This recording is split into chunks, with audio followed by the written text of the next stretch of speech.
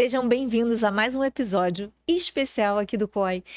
Olha, antes de começar, eu vou ver se vocês adivinham, tá? A gente vai falar agora do ladrão silencioso da visão. Identificaram de cara? A gente vai falar de glaucoma. É um assunto muito importante. Dentro desse episódio, a gente vai conversar com o Dr. Evandro Araújo. Eu vou falar para vocês as especialidades dele para que vocês acompanhem com a gente. Ele é formado na Faculdade de Medicina de Juiz de Fora, fez residência médica em oftalmologia no Instituto Benjamin Constant, fellowship em visão subnormal também pelo Instituto Benjamin Constant e é especializado em córnea pela Unifesp. Bem-vindo, doutor Evandro, tudo bem? Obrigado pela oportunidade. Bom, o glaucoma é um assunto seríssimo e eu acho que a gente vai trazer aqui as principais dúvidas. Então, começando, o que é o glaucoma em si? Essa nomenclatura, né, de ser o ladrão silencioso da visão, isso tem uma razão muito importante. O glaucoma, ele tem duas características importantes. Ele é assintomático, ou seja, o paciente normalmente não tem sintomas e ele é progressivo. Então, o glaucoma ele é uma doença do nervo óptico. E ele normalmente cursa com aumento da pressão ocular. Qual que é o problema? Esse aumento da pressão ocular normalmente não dá sintomas, geralmente o paciente não tem dor, não sente nada, e a perda progressiva da visão é uma perda da visão periférica.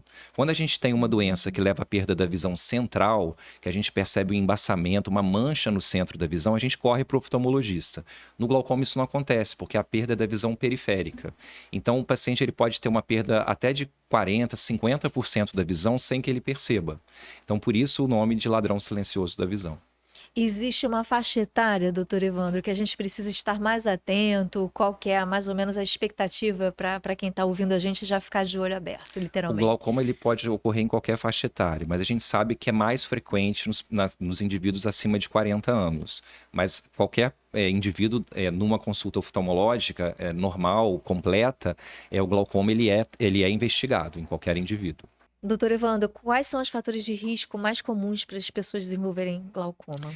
O principal fator de risco para o glaucoma é o aumento da pressão intraocular. Como eu falei, normalmente é assintomático esse aumento, então só mesmo fazendo exames regulares que a gente consegue detectar. Outros fatores de risco, histórico familiar, principalmente pais e irmãos, idade avançada, então a cada década a incidência é maior.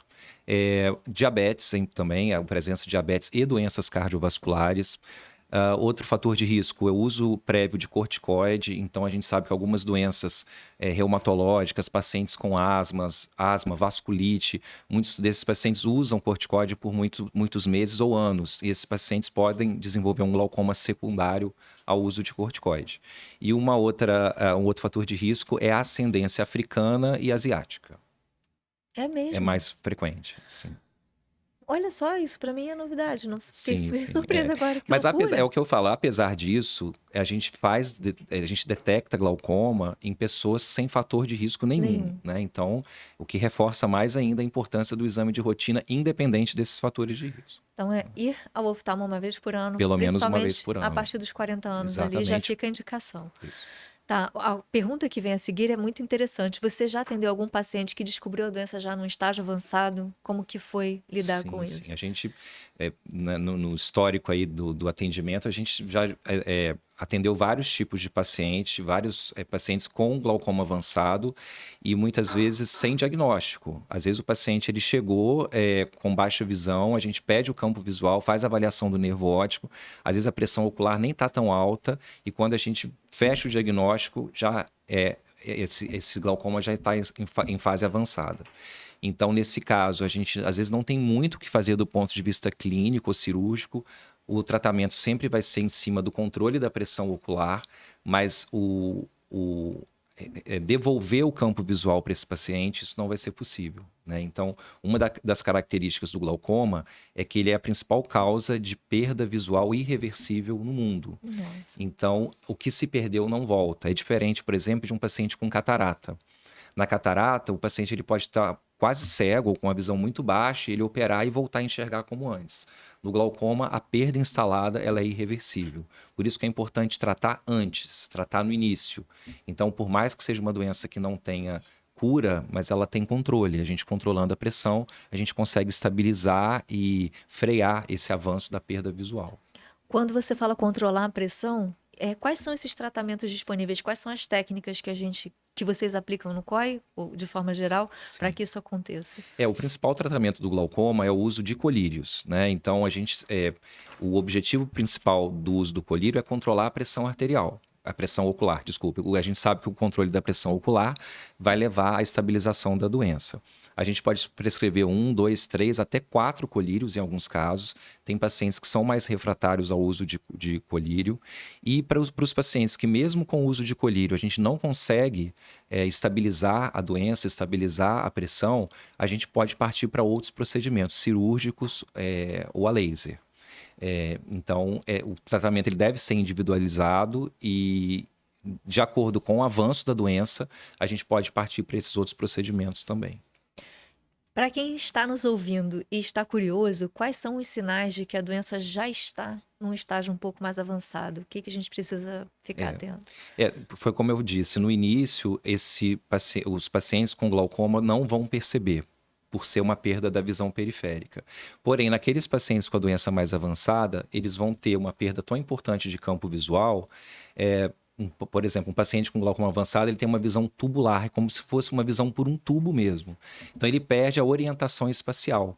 Então, ele quer se locomover, ele não vê se tem um degrau, ele não vê se tem um desnível, ele pode esbarrar em alguém, esbarrar num poste. E um outro sintoma muito comum é a cegueira noturna. Isso quer dizer que em um ambiente de penumbra, onde uma pessoa com uma visão normal ela vai enxergar, um paciente com glaucoma ele não enxerga. A gente chama de cegueira noturna.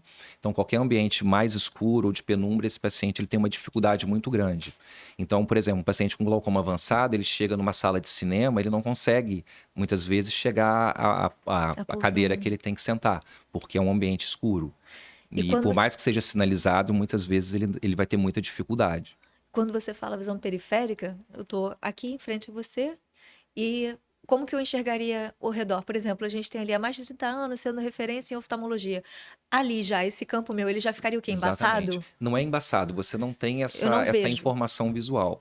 O que acontece? A maioria dos pacientes, eles vão ter uma compensação, que ela é neurológica, de fazer um movimento de cabeça para compensar essa falta de campo. Então, se eu estou dirigindo, eu não enxergo bem aqui, à direita, eu vou virar a cabeça para poder ter essa informação visual. Então, essa compensação do movimento da cabeça, ela adia mais ainda a procura ao oftalmologista, porque muitas vezes o paciente não tem esse registro que a visão está pior. Você está compensando alguma coisa com um paliativo, só que não é o que você deveria fazer. Exato. E aí, eu tive essa dúvida, mas quais são as dúvidas mais comuns de quem chega com o diagnóstico para se tratar com você? Uma dúvida muito frequente é se há cura, né? Então, a resposta é que não. Normalmente não há cura. O glaucoma ele tem controle, né? Normalmente com o uso de colírios. Uma outra dúvida frequente é se o campo, a visão perdida, ele vai ter de volta, ou seja, ele pode melhorar. E não, o campo, a perda visual, ela é irreversível. E também uma pergunta frequente é se o uso de colírios é para o resto da vida. Eu sempre digo que normalmente sim. Em alguns casos a gente vai suspender o colírio, mas normalmente o uso de colírio é para a vida toda. Então é como uma doença crônica, como o diabetes, a hipertensão arterial. Ele vai usar o colírio para controlar a doença e não ter a progressão e uma perda visual. Além dos colírios que o senhor citou como possíveis tratamentos, existem mais algumas técnicas que podem ser aplicadas? Sim, o colírio sempre é a primeira opção. Como eu disse, a gente pode muitas vezes usar 1, 2, 3 ou 4 colírios. Porém, alguns pacientes vão precisar de procedimentos cirúrgicos. Esses procedimentos eles são individualizados para cada paciente. Então, eu vou dar um exemplo. Um paciente com catarata, uma catarata mais madura, mais densa. A própria catarata ela pode complicar o tratamento do glaucoma. Então, muitas vezes a gente antecipa essa cirurgia de catarata para facilitar o próprio tratamento do glaucoma. A gente tem as cirurgias específicas para glaucoma também, que são cirurgias que também têm o intuito de diminuir a pressão ocular. Após a cirurgia, o paciente muitas vezes ele fica livre do colírio, nem sempre, mas muitas vezes ele fica livre do colírio. Existem as cirurgias tradicionais, existem outras mais modernas. Uma delas que a gente também realiza no COI é o implante de um stent, é como se fosse uma microválvula que é implantada numa área específica do olho e o intuito é melhorar a circulação, a drenagem desse líquido que preenche o olho por dentro, vamos dizer assim, que é responsável pelo aumento da pressão ocular. Então, uma cirurgia segura, Muitas vezes é necessário implantar mais de um stent, mas o resultado, o objetivo final é fazer com que esse paciente diminua a necessidade do uso de colírios ou até fique realmente sem a necessidade de utilizá-lo. Então assim, mas a gente sabe e já entendeu, acho que ficou muito claro que a melhor forma de você evitar é se consultar pelo menos uma vez por ano, a partir dos seus 40 anos.